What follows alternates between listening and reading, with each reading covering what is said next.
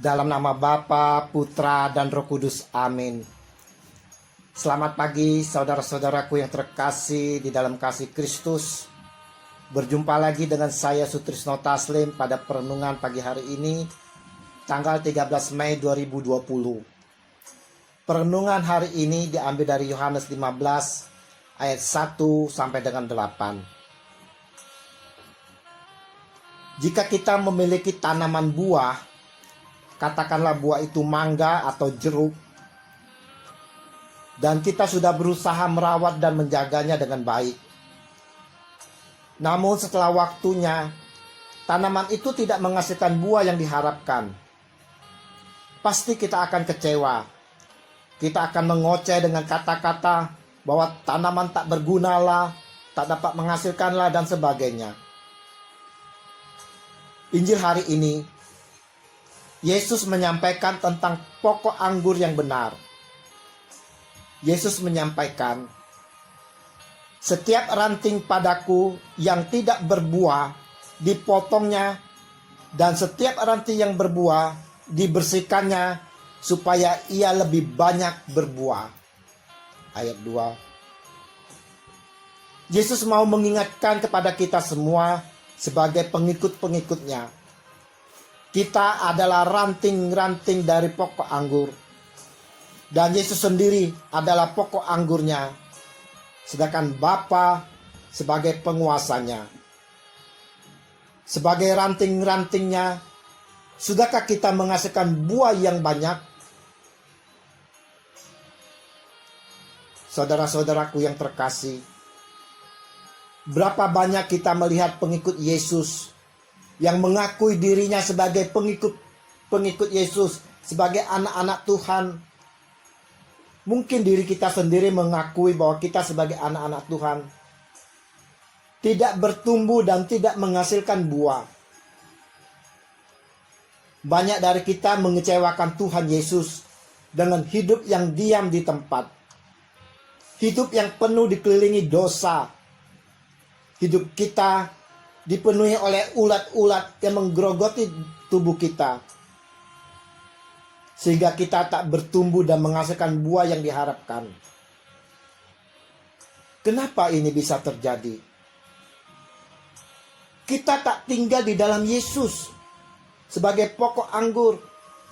Kita tak mengundang Yesus untuk tinggal di dalam diri kita dan menguasai diri kita di dalam kehidupan kita. Kita hanya mengikuti kedagingan kita, mengikuti hawa nafsu kita. Kita jauh dari kasih Yesus. Kita tak taat dan setia untuk memegang teguh firman-Nya dan melakukan firman-Nya.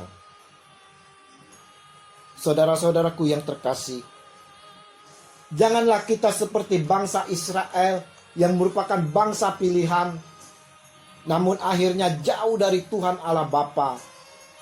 Karena Israel tidak dapat berubah seperti yang diharapkan Allah Bapa. Israel murtad kepada Tuhan. Namun aku telah membuat engkau tumbuh sebagai pokok anggur pilihan, sebagai benih yang sungguh murni. Betapa engkau berubah menjadi pohon berbau busuk, pohon anggur liar. Kitab Yeremia 2 ayat 21. Saudara-saudaraku yang terkasih, bagaimanakah dengan hidup kita saat ini? Adakah kita berbeda dari umat pilihan Tuhan? Adakah hidup kita menyenangkan hati Tuhan? Perhatikanlah, bagaimana hidup kita saat ini? Hidup kita tentu tidak berbeda dari orang-orang Israel sebagai bangsa pilihan Allah. Melalui Injil hari ini, sepatutnya lah kita bersyukur karena Yesus sendiri yang menyatakan kepada kita bahwa ialah pokok anggur yang benar itu. Di luar Dia tidak ada yang baik dan benar. Bapanya lah adalah penguasanya, dan kitalah carang-carang ranting-rantingnya. kita adalah ranting-rantingnya. Janganlah kita menjadi ranting-ranting yang tidak menghasilkan, sehingga kita tidak dipotong dan dibakar. Kita mau menjadi ranting-ranting yang diharapkan Tuhan Yesus, menjadi ranting-ranting yang dapat berbuah lebat dan manis. Siapakah yang dimaksudkan di sini dengan yang tidak berbuah dan tidak tinggal dalam Kristus itu? Ya, mereka itu yang tidak mau bertobat, yang mau terus-menerus mengeraskan hatinya, yang terus menghina Allah dengan hidupnya. Mereka yang menolak firman-Nya, yang menolak didikan dari firman-firman-Nya.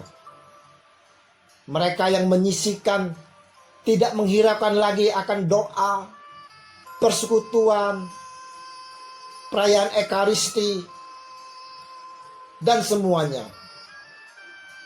Semuanya ini akan dipotong oleh Allah dan dibuang keluar, lalu dikumpul dan dibakar.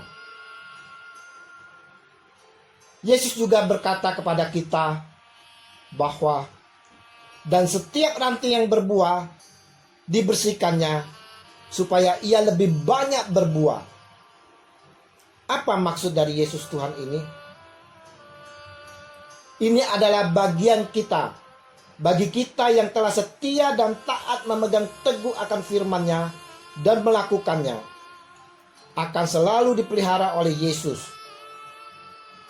Tidak kita pungkiri dan harus kita akui, saat ini kehidupan kita masih dicemari oleh berbagai hal-hal yang kotor dan najis. Hidup orang Kristen harus terus-menerus dibersihkan dari dusta, dari kata-kata kotor, dari kepercayaan tahayul, dari hal-hal kekafiran.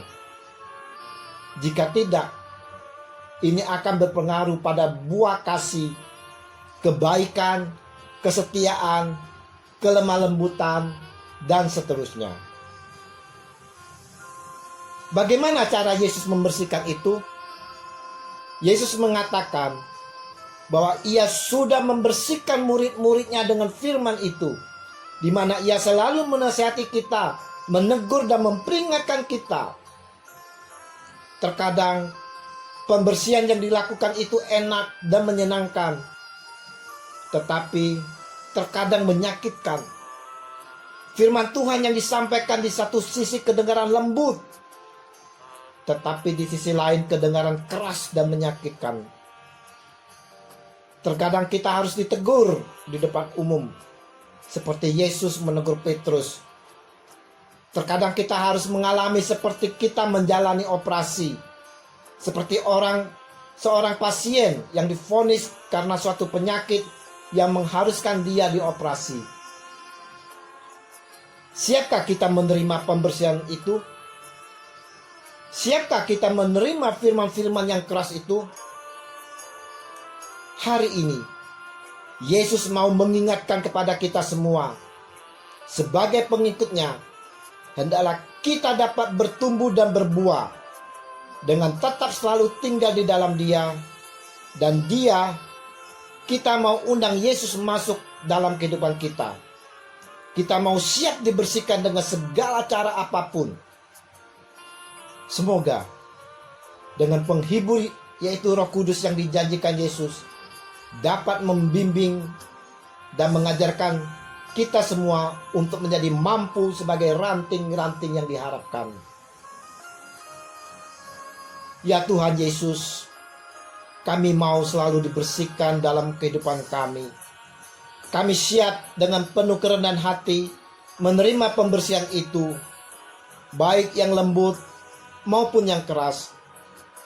Dan kami mau mengundang Engkau ya Yesus Tuhan, supaya Engkau selalu tinggal di dalam diri kami, di dalam kehidupan kami. Demi Kristus Tuhan pengantara kami, kini dan sepanjang segala masa. Amin. Dalam nama Bapa dan Putra dan Roh Kudus. Amin.